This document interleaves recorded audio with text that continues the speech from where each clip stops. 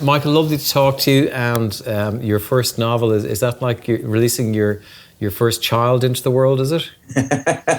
It's probably as nerve-wracking, to be fair. It's scary, but it is exciting as well in a way. You don't really know what people are going to say about it, and the best you can sort of hope for is it'll sort of resonate with somebody.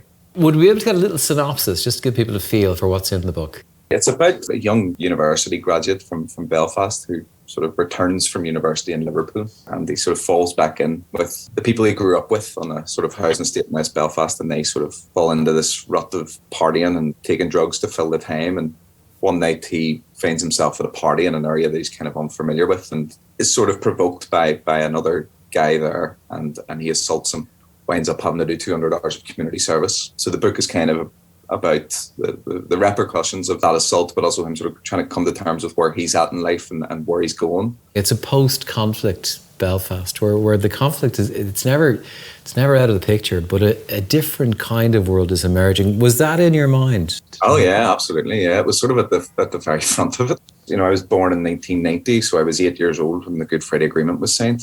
So I was writing this book with that post-conflict generation in mind, but particularly the kind of post-conflict working class generation, my kind of generation, the milieu that I sort of come from. And the peace process began, you know, there was this idea that the younger generation, the sort of Good Friday Agreement babies or the ceasefire babies or whatever, would reap the spoils of peace, you know.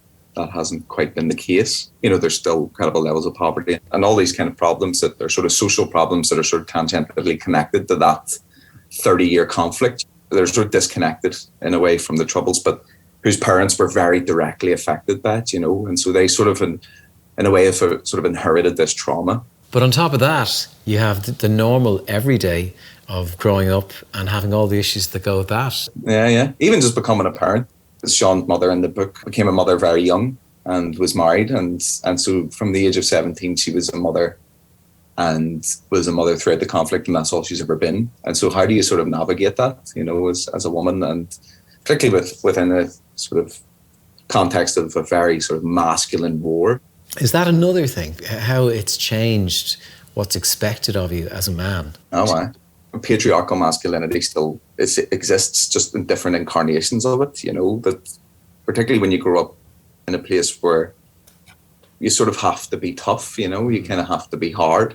I think there's a line in the book when Sean's a kid and he doesn't like fighting and he's not a very good fighter, and his man hands him a hurl and tells him to get out and get stuck into them, you know. And as she is then sort of occupying that position, you know, and as a single mother she almost has to, because she understands the roots of the neighbourhood and the street, you know. I got exactly that advice from my mother. Yeah, it's exactly. Similar sort of thing. Find the biggest guy and attack him. I can't believe that was good. That was good parenting. I understand the impulse behind it, because if you were sort of seen as being a coward or a sissy or whatever, it would be worse, you know. And I was lucky because I had two big brothers in the same way as Sean did, you know. That's a very privileged position to be in sometimes, I think. You mentioned class as well, and the working class side of things. That's also very important here. Absolutely, yeah. And I think that, you know, a lot of the things we were talking about there, sort of alluding to, particularly about the Troubles, is that the most profound instances of violence and the vast majority of it happened in working class areas, you know. Mm-hmm. And it's no coincidence that them areas now are the ones that sort of are lacking. You know, it's that thing of, you know, the people who suffered the most gained the least. There's a lot of optimism here, though. Do you think is this kind of capturing a new emerging identity for young people in Northern Ireland? I think a lot of people are talking about the shift away from orange and green politics, and that kind of is happening, particularly among younger generations. Younger generations now are more preoccupied with the climate, gender and sexuality and all that kind of stuff, and their politics are incredibly progressive.